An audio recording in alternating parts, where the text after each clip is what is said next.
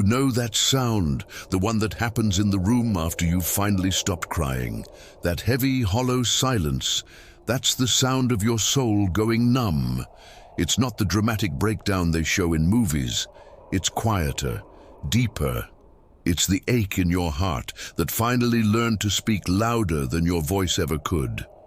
You find yourself sitting in the quiet ruins of your own soul, holding on to the ghost of someone who was never really holding you back. Let that sink in. You gave your time, your love, your loyalty. You handed them the blueprint to your heart and trusted them not to tear it apart. You stayed when every instinct screamed at you to run.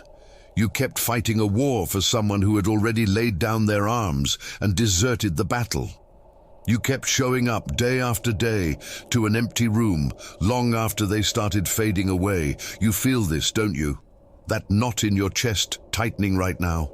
And now you're left alone with the one question that echoes in the silence. How do you let go of someone who carved a wound so deep, someone you loved with a heart that knew no other way to beat? Here's the truth they don't tell you. Just because someone once meant everything to you doesn't mean they were ever meant to stay in your story forever. Think about that.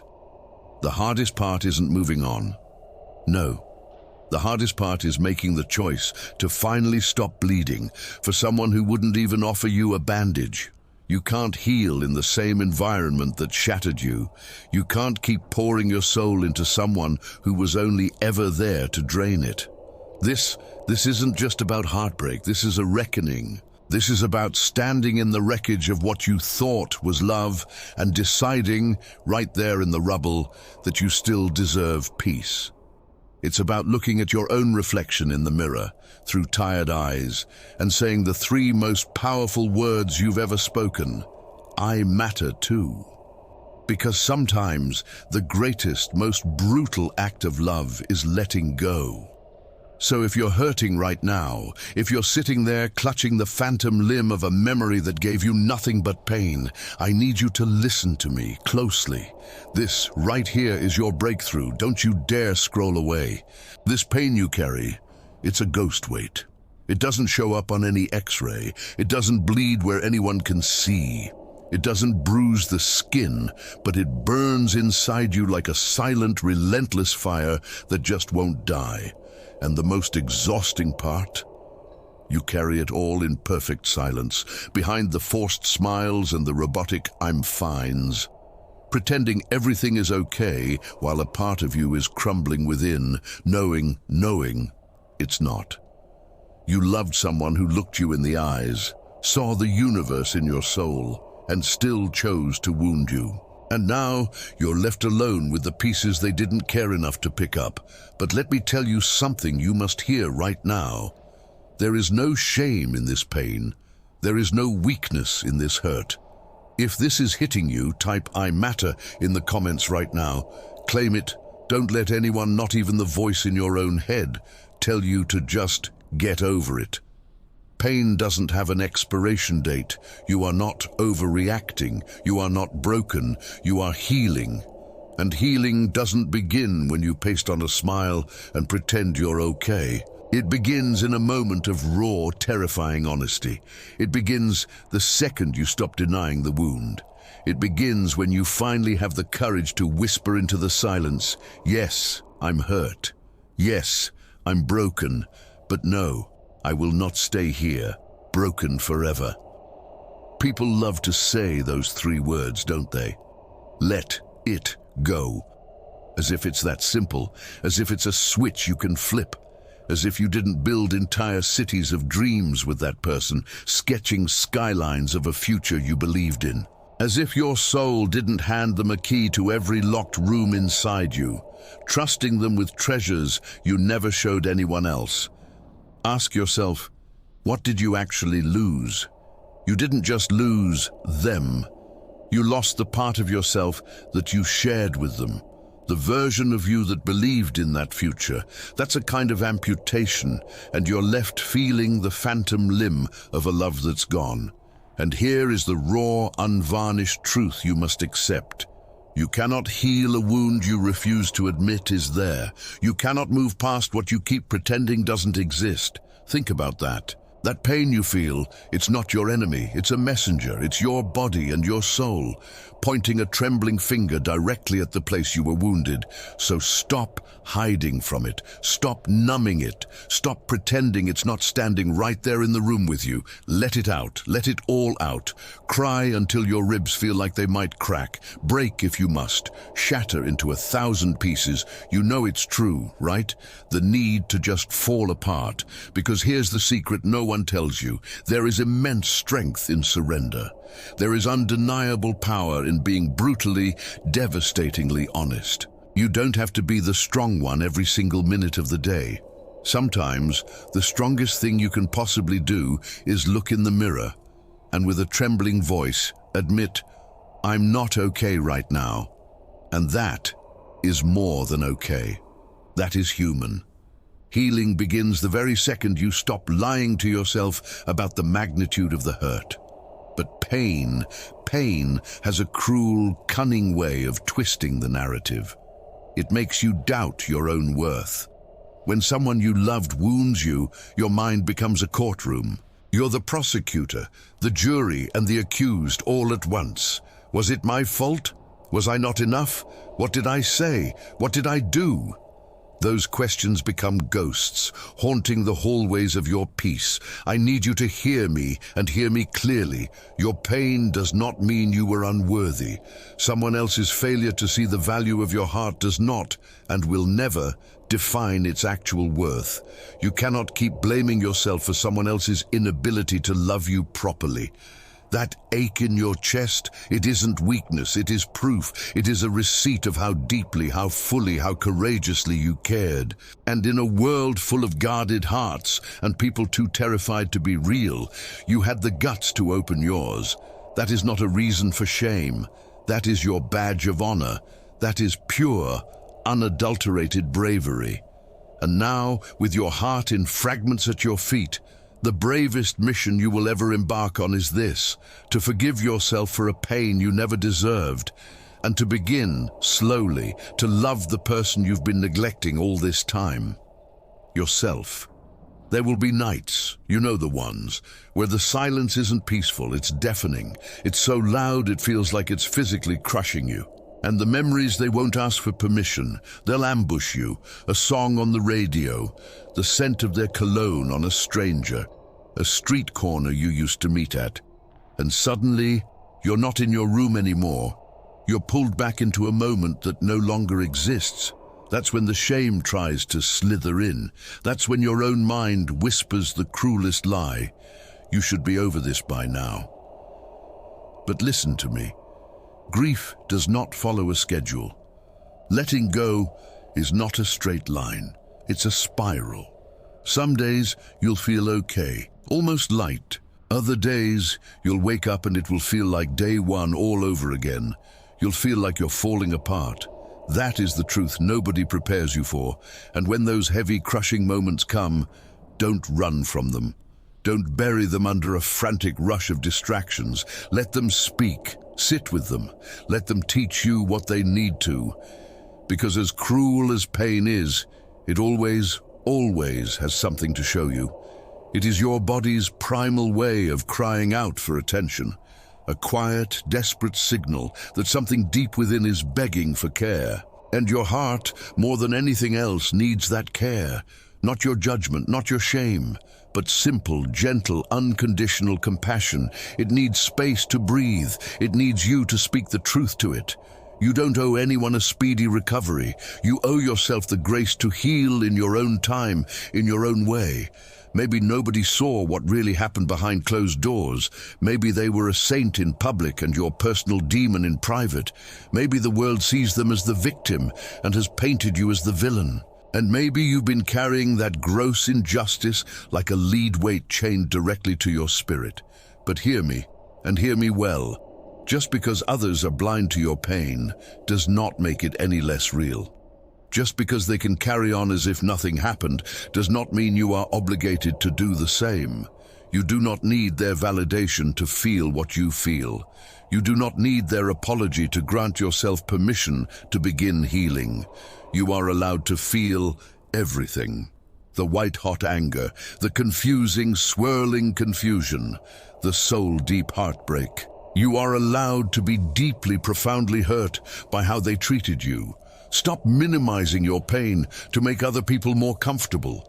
Stop reshaping your truth because someone else can't handle the weight of it. You owe it to yourself to be honest, even when it's messy, especially when it's messy, even when it feels like no one in the world could possibly understand, because this journey, it isn't about them anymore. It's about you freeing yourself from the emotional prison they left you in.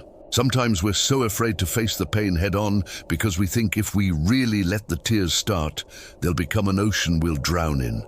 We think if we allow ourselves to truly fall apart, there will be no one there to help gather the pieces. But I promise you, you are so much stronger than your breaking point. You are infinitely more than your grief.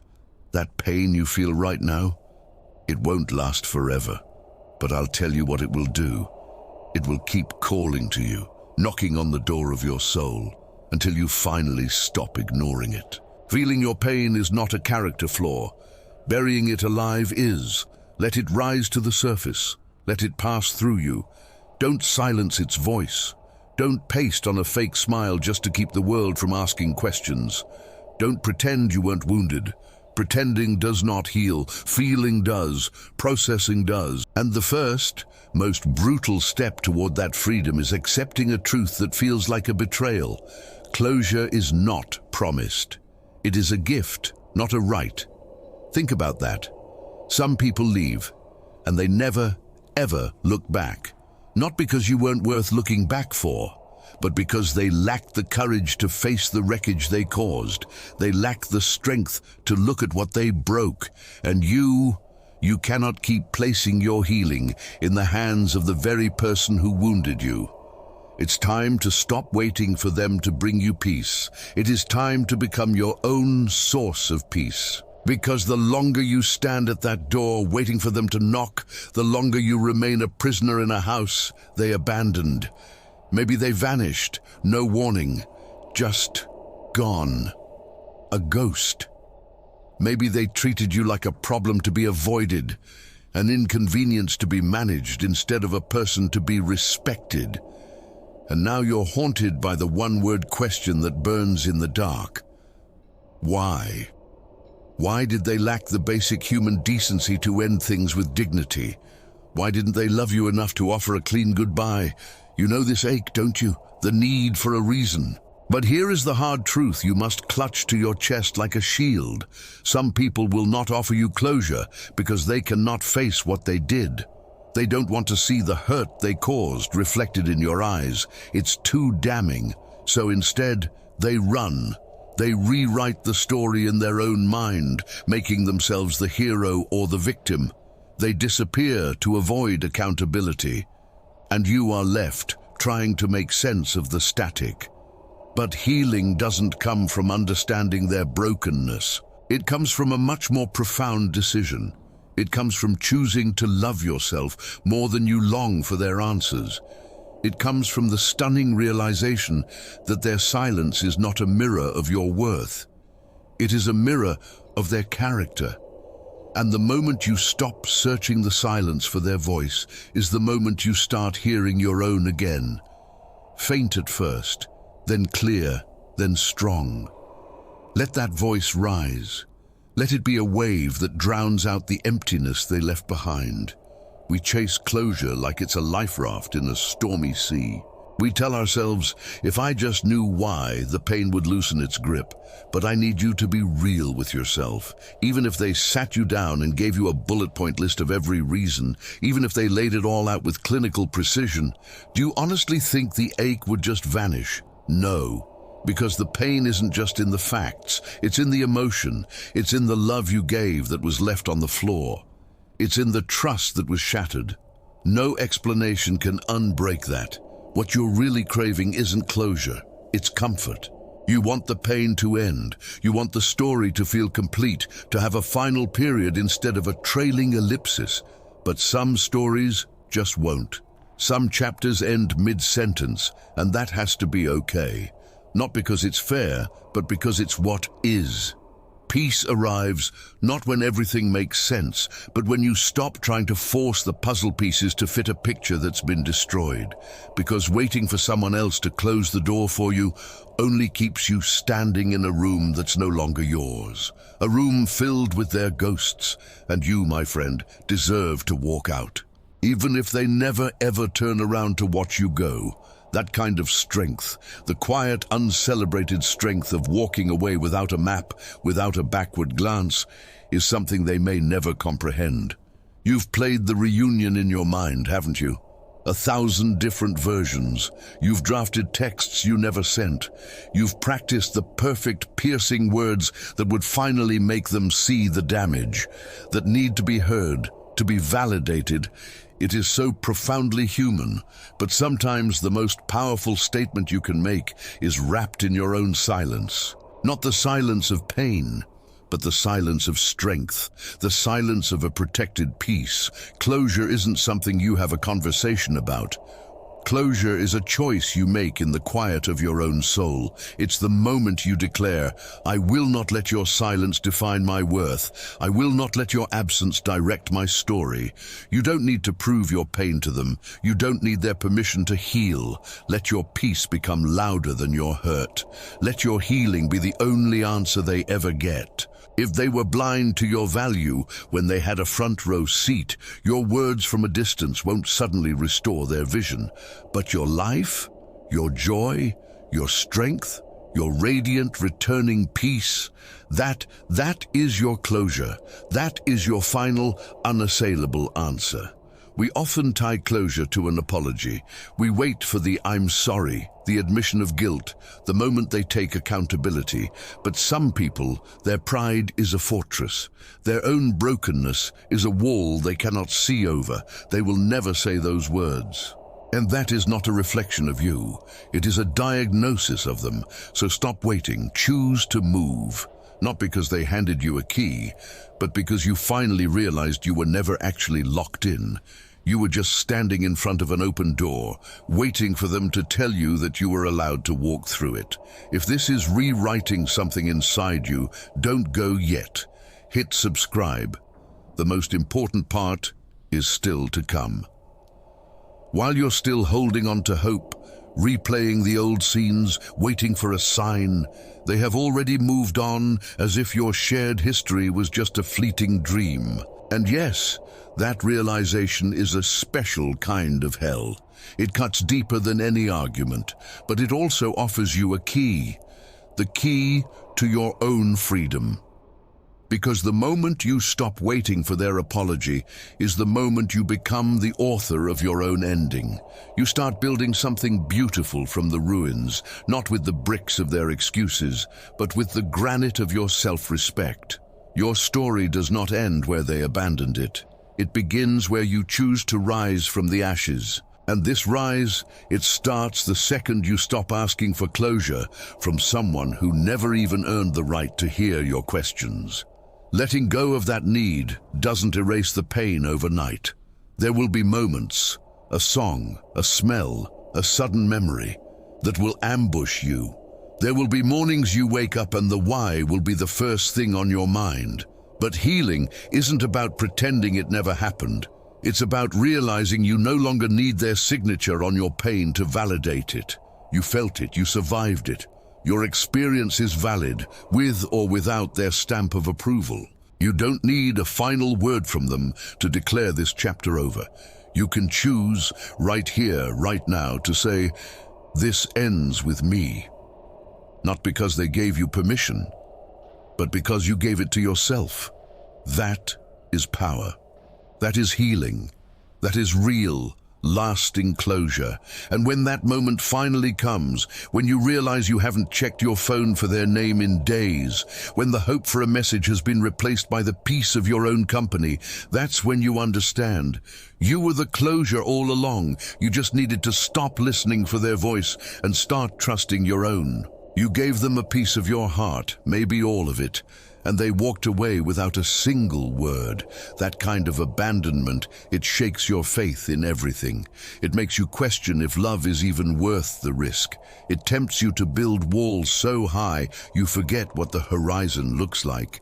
But don't you dare let one person's cowardice make you cynical. Don't let their inability to love with courage extinguish your brilliant, capable heart. You are still worthy of a love that stays. You are still capable of a love that honors. Just because they left with no integrity does not mean you have to lose yours. So hold your head high, even when it feels heavy, even when your chest feels hollowed out. Let them walk away in the silence they chose, while you walk forward in the strength you've earned. Because closure was never about how they left. It was always about how you choose to live after they're gone. So choose to live boldly. Choose to heal loudly and unapologetically. Choose to love yourself with a ferocity that shocks you. That is how you reclaim your power. Because love, real love, is never meant to feel like punishment. Let me say that again for everyone in the back and for the part of you that still needs to hear it. Love is not punishment. It is not supposed to drain the life from your eyes, leave you doubting your own name, questioning if you are too much or not enough. Love is not a cage that silences your song. It is not a battlefield where you walk on eggshells just to earn a moment of peace. If it feels like that, then that isn't love. That is control wearing love's mask. That is manipulation disguised as affection. That is emotional imprisonment. And you were born for so much more than a life sentence. Real love does not crush your spirit to feel taller. It doesn't come in waves that constantly pull you under. Love should feel like shelter, a safe harbor, a soft place to land when the world is heavy. And if you were ever taught that love must be earned through suffering, I am here to tell you that is a lie. A devastating, generations-old lie. You are not here to bleed just to prove your loyalty. You are not meant to endure pain to be deemed worthy of affection. That is not love. That is bondage. You deserve a love that brings clarity, not chaos. A love without invisible bruises on your heart. You deserve peace in your chest, a quiet mind, a calm soul. Too often we mistake intensity for intimacy. We believe that if it's passionate, volatile, all-consuming, it must be real. But a fire can warm you, or it can burn down everything you've built. Love that... Society has glamorized toxic love for far too long. We've been sold a lie that love must be dramatic to be real, that pain is passion, that jealousy is proof of care. But that isn't love. That is dysfunction dressed up in desire's clothing. Love shouldn't come with fear. Fear of conflict, fear of abandonment, fear of being your full, glorious self. Love should feel like a safe haven, a soft place to land. It should be the place where your heart is seen, your soul is understood, and your spirit is allowed to fly. If you are constantly in survival mode with someone you love, then you are not thriving, you are coping. And that is not the life you were made for. You were not born just to survive your relationships. You were born to thrive within them. Do not mistake pain for proof of love. Do not call suffering devotion. You are allowed to walk away. You are allowed to choose yourself. And that choice isn't a weakness. It is the ultimate power.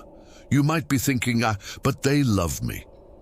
And maybe they do, but only in the way they know how. The problem is, love without emotional maturity, without accountability, becomes a weapon. A person can love you and still be toxic for you. A person can love you and still cause you profound harm. Love alone is not enough. You need respect, you need communication, you need safety.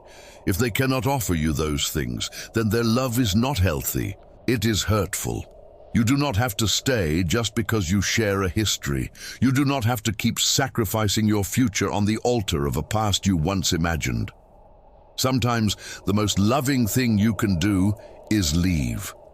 Not because you stopped loving them, but because you finally started loving yourself. Love should not break you into pieces you can no longer recognize. It should help you grow into the most vibrant, whole, unapologetic version of yourself. Anyone who demands your suffering in exchange for their affection is not offering love. They are offering control. And you, my friend, deserve so much better. You do not have to earn love through pain. You do not have to prove your worth by enduring disrespect. You do not have to teach someone how to treat you by letting them hurt you first. You are worthy of love simply because you exist. You are worthy of respect without having to prove your pain tolerance. And the moment you let that truth sink from your mind into your bones, everything changes. Your standards rise, your tolerance for chaos evaporates. You stop explaining your boundaries, you stop begging for the bare minimum. You become rooted unshakably in your own worth. And the people who are truly capable of love will rise to meet you there, not because you demanded perfection, but because you finally refused to accept pain as the price of admission. Let that truth be the foundation you build the rest of your life upon. If love costs you your peace, it is too expensive. If no one has ever told you this before, let my voice be the one that echoes in your heart. Love should feel safe. It should feel like alignment, not anxiety. It should feel like growth, not destruction. If the love you're holding on to is costing you your self-worth, your voice, your mental health, then it is time to let go. You were not born to carry the weight of someone else's dysfunction. You were not created to absorb their trauma and call it intimacy. Love was never meant to come with suffering as the price of entry. You deserve a love that heals, not harms. A love that builds you, not breaks you. A love that empowers, not erases. And that kind of love, that sacred, powerful, life-giving love, it begins with you. It begins the moment you stop accepting pain as a language of love. It begins when you open yourself to receive the love you were always meant to experience. If this video has been your wake-up call, share it with one person who needs to hear it. Be the mirror that helps them see their own worth. And if this has changed your mindset, leave a comment below with the word free. Let this be your declaration. The journey doesn't end when the video does. This is where your new life begins. You've spent enough time in the wreckage. The world is waiting for the phoenix you are about to become. So go, breathe, begin. Your greatest love story isn't about who you loved. It's about who you became when you finally chose yourself.